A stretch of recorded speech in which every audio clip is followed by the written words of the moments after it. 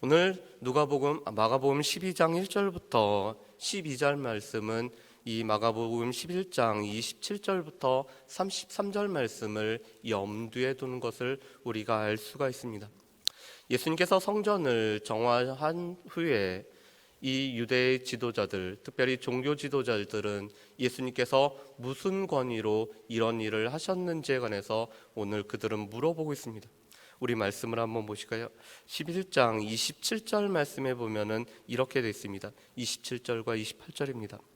그들이 다시 예루살렘에 들어가니라. 예수께서 성전에서 거니실 때 대제사장들과 서기관들과 장로들이 나와 이르되 무슨 권위로 이런 일을 하느냐, 누가 이런 일을 할 권위를 주었느냐라고 물어보고 있습니다. 여기서 보면은 예수님께 물어봤던 대상들은 대제사장들과 서기관들과 장로들이었습니다. 그들 가운데는 예수님이 성전에서 행하시는 일들, 예수님께서 성전을 정화하시는 일들을 보면서 또한 예수님께 무슨 권위로 이런 일을 했는지 물어보고 있습니다. 이것은 진정 궁금해서, 또한 예수님의 권위를 인정해서가 아니라 예수님을 어떻게든지 시험에 들게 하고자 하는 그들의 악한 의도 가운데 오늘 그들은 질문을 하고 있습니다. 그런데 예수님은 그들에게 세례 요한은 어떠한 인물인지 오히려 반문하시고 그들에게 대답을 안 해주십니다.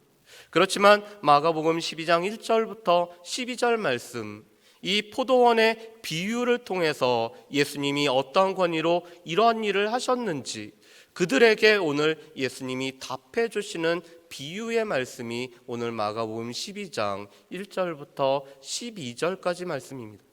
그런데 이 마가복음 12장 1절부터 12절의 포도원의 비유는 이 유대 지도자들에게는 이사야서 5장 말씀을 생각나게 합니다. 이사야서 5장 1절부터 7절 말씀은 포도원의 노래라는 이 말씀이 나오고 있습니다. 그런데 이 포도원의 노래가 오늘 이 비유의 그 저변에 깔려있는 말씀인 것을 우리가 알게 됩니다. 그런데 오늘 이 이사야서 5장 1절부터 7절에 있는 포도원의 노래나 오늘 포도원의 비유에서 볼 수 있는 것은 이 포도원은 이스라엘을 가리키고 또한 농부는 바로 하나님을 가리킴을 우리가 알 수가 있습니다. 그런데 오늘 12장 1절부터 2절 말씀에 보면은 이렇게 되어 있습니다. 제가 읽어보겠습니다. 예수께서 비유로 그들에게 말씀하시되 한 사람이 포도원을 만들어 산울타리로 두르고 집자는 틀을 만들고 망대를 지어서 농부들에게 새로 주고 타국에 갔더니 때가 이름에 농부들에게 포도원 소출을 얼마를 받으려고 한 종을 보내니. 아멘. 오늘 1절과 2절 그리고 이사야서 5장 말씀에 보면은 이 한 사람이 오늘 땅을 개간할 뿐만 아니라 포도즙 틀을 만들고 망대를 지어서 오늘 이 소작인들에게 종들에게 오늘 세를 주고 있는 모습을 보게 됩니다. 이것은 다름 아닌 하나님께서 절대적으로 이스라엘 백성들에게 이 모든 것을 허락하시고 하나님께서 참 주인이심을 나타내고 있습니다. 이스라엘 백성들이 한 거란 것은 아무것도 없었습니다. 오직 농부 되시는 하나님께서 모든 것을 준비하시고 그들에게 맡기셨다라는 것입니다. 그렇다면 오늘 종들인 이스라엘이 가지고 있어야 될 마음은 청지기로서의 마음이었습니다. 하나님께서 모든 것을 하셨고 나에게 맡기셨기 때문에 그렇다면 맡은 자로서 내가 그 중에 소출의 일부를 드려야 된다는 것이 이스라엘 백성들이 가져야 될 마음이었습니다. 그리고 하나님께서는 또한 그들에게 기대했던 것도 전부가 아닌 소출의 일부를 받기를 하나님께서는 원하셨습니다. 그런데 문제는 하나님께서 종들을 보내셨지만 농부가 오늘 종들을 보내서 그 농부들에게 포도원 소출을 받기를 원했지만 이 농부들은 종들을 여러 가지로 모욕했을 뿐만 아니라 죽였다라는 사실이었습니다. 처음에는 아마 그애들이 오해해서 오늘 이 종들을 모욕했을지도 모릅니다. 그렇지만 여러 차례 오늘 종들을 보냈음에도 불구하고 이 농부들은 악한 일을 행했습니다. 그래서 오늘 5절 말씀에 보면은 덜어는 때리고 덜어는 죽인 것이 이스라엘 백성들의 모습이었습니다. 이 종들은 하나님께서 이스라엘 백성들에 보내신 선지자들을 뜻하고 있습니다. 하나님께서는 여러 차례 선지자들을 보냈습니다.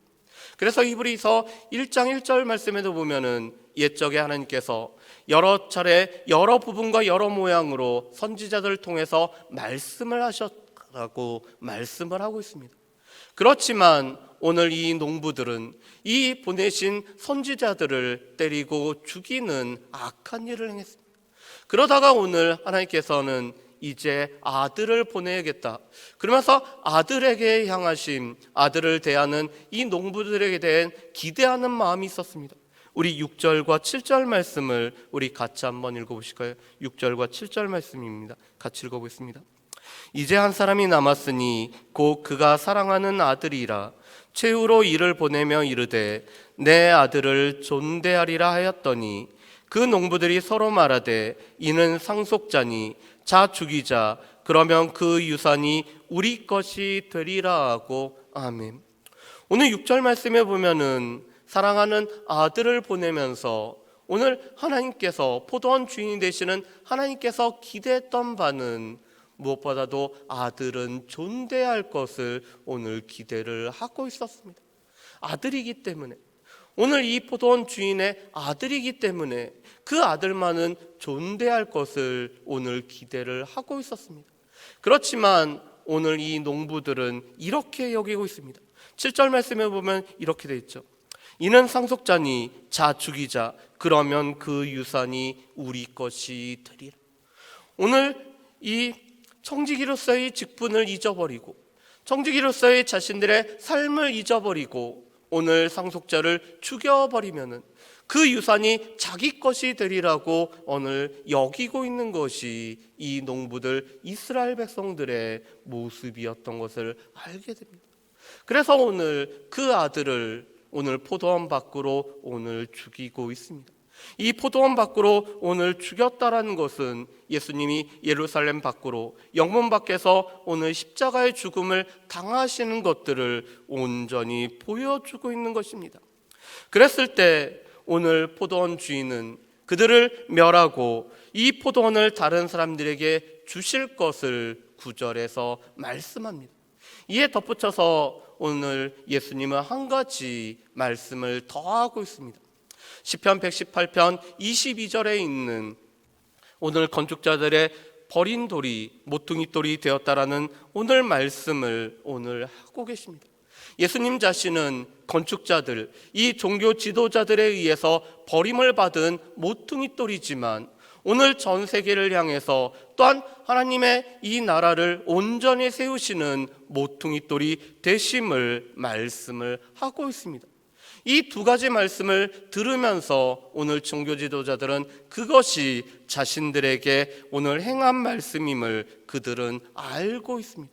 그래서 오늘 12절 말씀에 보면은 이렇게 여기고 있습니다. 그들이 예수의 이 비유가 자기들을 가리켜 말씀하신 줄을 알고 작고자 하되 무리를 두려워하여 예수를 두고 가니라. 아멘. 오늘 포도원의 비유와 시편 118편의 말씀을 통해서 오늘 예수님을 죽이고자 하는 그들의 악한 의도가 드러났고, 그것을 오늘 그들이 깨닫고 나서는 예수님을 또 죽이고자 하지만 무리를 두려워하기 때문에 예수님을 두고 가버리고 오늘 말고 있습니다. 그런데 이것이 바로 예수님을 죽음에 몰아넣었던 당시 이스라엘 백성들, 특별히 종교 지도자들의 모습이었습니다. 하나님께서 원하셨던, 하나님께서 기대하셨던 바들을 오늘 그들은 행하지 않을 뿐만 아니라 하나님의 하나님 되심을 인정하지 아니하고 하나님이 삶의 주님 되심을 인정하지 아니하고 그 사랑하는 아들을 그들이 죽이면은 유산이 자기 것이 될 거라고 여겼던 악한 생각으로 말미암아 하나님께서 사랑하시는 그 아들을 죽였던 이스라엘, 특별히 종교 지도자들의 모습입니다. 하나님이 우리의 주인인 것을 인정하지 않을 뿐만 아니라 그것을 우리의 삶에서 배제해버리는 것이 우리 삶에 있어서 가장 커다란 죄인 것을 볼 수가 있습니다. 우리 삶에 여러 가지 죄가 있지만 가장 큰 죄는 우리가의 정체성, 우리가 하나님의 청지기임을 잊어버리고 마치 내가 주인인 양, 내 삶의 주인인 양 여기는 것이 가장 큰 죄이고, 그것이 바로 하나님과 하나님을 사랑하시는 오늘 그 아들을 배제해버렸던 이스라엘 백성들의 모습인 것을 우리가 알 수가 있습니다. 그렇다면 우리는 어떤 거예요? 우리는 이 포도원의 주인 되시는 하나님이 우리의 삶에 또한 주인이실 뿐만 아니라 우리의 모든 것들을 예비해 두셨을 뿐만 아니라 우리의 삶을 이끌어 가시는 하나님이심을 우리가 온전히 인정하고 있는지가 우리 가운데도 중요합니다. 우리가 하나님께서 우리의 삶의 주인 되심을 잊어버리고 하나님을 우리의 삶의 주인으로 배제해버린다라면은 오늘 예수님을 죽음으로 몰아넣었던 이 이스라엘 백성들과 종교 지도자들과 또한 다를 바가 없음을 보게 됩니다. 하나님께서는 여러 차례, 여러 모양으로, 여러 부분으로 오늘 선지자들을 통해서 우리에게 말씀하신 하나님은 이 모든 마지막 날에는 아들을 통해서 우리에게 말씀하심으로 말미암아 우리의 삶의 주인이 되시는 하나님을 늘 인정하고 그분을 모시고 살아가는 삶을 우리에게 살아가라고 말씀을 하고 계시는데, 우리가 이 말씀에 귀 기울이지 아니하며 여전히 우리의 인생의 주인이 되시는 하나님을 우리가 배제해버리고 우리의 삶을 살아간다라면은 우리 또한 이 이스라엘 백성들과 여전히 동일함을 우리가 알 수가 있습니다. 이 고난주간 무엇보다도 우리의 삶의 주인이 누구인지를 깊이 묵상하는 시간입니다. 하나님께서 우리에게 여러 말씀을 통해서 말씀하신 그 말씀들을 통해서 우리의 삶의 진정한 주인이 누구이신지를 묵상하는 시간이 바로 이 고난의 주간입니다. 무엇보다도 이 고난주간에 우리를 사랑하신 하나님의 사랑뿐만 아니라 하나님께서 우리의 삶의 참된 주인이 되심을 깊이 묵상할 수 있는 한 주간이 되시기를 주의 이름으로 축복합니다. 기도하겠습니다. 사랑은혜 풍성하신 아버지 하나님, 이스라엘 백성들은 이 포도원의 노래와 포도원의 비유를 통해서 또한 하나님께서 우리의 삶의 주인이 되심을 알고 있었지만 그 하나님을 온전히 인정하지 아니하고 자신의 삶이 자신의 삶의 주인인 것으로 여기었던 어리석음들이 있었음을 보게 됩니다.